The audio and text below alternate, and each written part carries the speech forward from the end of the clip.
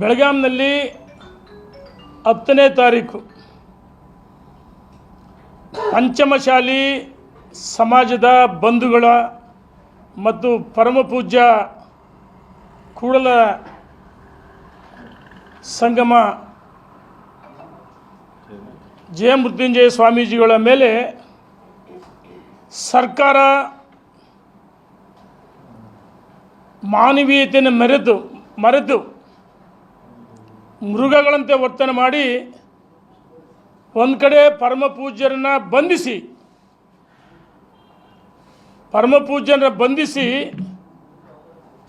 ಪರಮಪೂಜ್ಯರಿಗೆ ಮಾಡಿದಂಥ ಅವಮಾನ ಜೊತೆಗೆ ಚೆನ್ನಮ್ಮನ ನಾಡಿನಲ್ಲಿ ವೀರರಾಣಿ ಕಿತ್ತೂರು ರಾಣಿ ಚೆನ್ನಮ್ಮ ಅಂತ ನಾವೆಲ್ಲ ಕರಿತೀವಿ ಮತ್ತು ಅವರ ಹೋರಾಟವನ್ನು ನೆನಪಾಡ್ಕೊಳ್ತೀವಿ. ಚೆನ್ನಮ್ಮನ ವಂಶಸ್ಥರ ಮೇಲೆ ಲಾಠಿ ಪ್ರಹಾರವನ್ನು ನಾವೆಲ್ಲ ತೀವ್ರವಾಗಿ ಖಂಡಿಸ್ತಾ ಇದ್ದೀವಿ. ಲಾಠಿ ಚಾರ್ಜ್ ಮಾಡಿದ್ದು ಕೇವಲ ಪಂಚಮಶಾಲಿ ಸಮಾಜ ಬಂಧುಗಳ ಮೇಲೆ ಅಷ್ಟೇ ಅಲ್ಲ, ಇಡೀ ಮನುಕುಲಕ್ಕೆ ಮಾಡಿದಂಥ ಒಂದು ಲಾಠಿ ಚಾರ್ಜ್ ಇದು. ಅಪಮಾನವನ್ನು ಮಾಡಿದರೆ ಏನು ಸ್ವಾಮೀಜಿಗಳು ನಿನ್ನೆ ಮೊನ್ನೆ ಹೋರಾಟಕ್ಕೆ ಕರೆ ಕೊಟ್ಟಿದ್ರ? 7 ಹಂತದ ಹೋರಾಟಗಳು ಈಗಾಗಲೇ ಆಗಿದೆ. ಕೂಡಲ ಸಂಗಮದಿಂದ ಪಾದಯಾತ್ರೆಯಿಂದ 720 ಕಿಲೋಮೀಟ್ರು ಬೆಂಗಳೂರುವರೆಗೆ ಪಾದಯಾತ್ರೆ ಮಾಡಿದ್ರು. ಪರಮಪೂಜ್ಯರು 720 ಕಿಲೋಮೀಟ್ರು, ಅವ್ರ ಜೊತೆಗೆ ಅನೇಕ ಸಮಾಜದ ಬಂಧುಗಳು, ಮುಖಂಡರುಗಳು ಮತ್ತು ಹರಿಹರ ಶ್ರೀಗಳು ಸಹ, ವಚನ ಶ್ರೀಗಳು ಸಹ ಪಾದಯಾತ್ರೆಯಲ್ಲಿ ಪಾಲ್ಗೊಂಡಿದ್ರು. 7 ಹಂತದ ಹೋರಾಟಗಳಾಗಿದೆ. ಮತ್ತು ಈ ಸರ್ಕಾರ ಬಂದು 2 ವರ್ಷ ಆಯಿತು.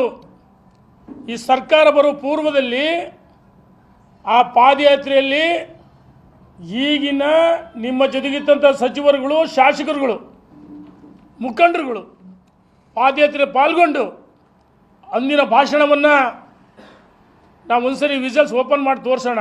ಸಿದ್ದರಾಮಯ್ಯನವರೇ,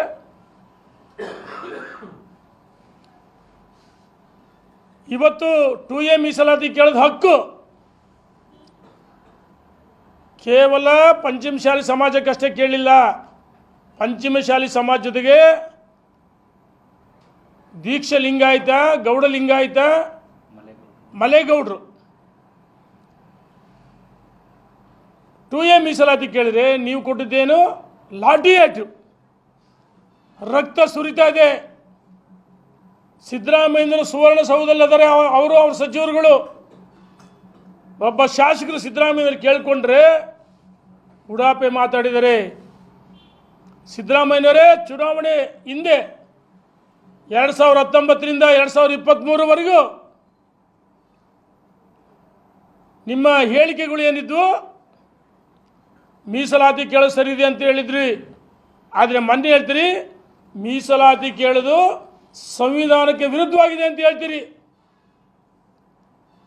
ಅದೇ ತಿದ್ದುಪಡಿ ಮಾಡಿ ಕೋರ್ಟಿಗೆ ಮನವಿ ಮಾಡಿ ಕೇಳ್ರಿ. ನೀವು 50% ಮೀರಬಾರ್ದು ಅಂತ ಹೇಳ್ತಿರಲ್ಲ, ಅಂದರೆ ಅಲ್ಪಸಂಖ್ಯಾತರ ಮೇಲೆ ವ್ಯಾಮೋಹ 4% ಕೇಳೋಕ್ಕಾಗಲ್ಲ ಅಂತ ಹೇಳ್ತಿರಲ್ಲ.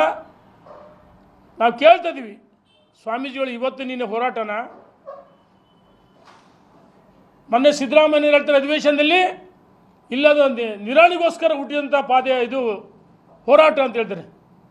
2002ರಿಂದ ಹೋರಾಟ ಪ್ರಾರಂಭ ಆಗಿದೆ.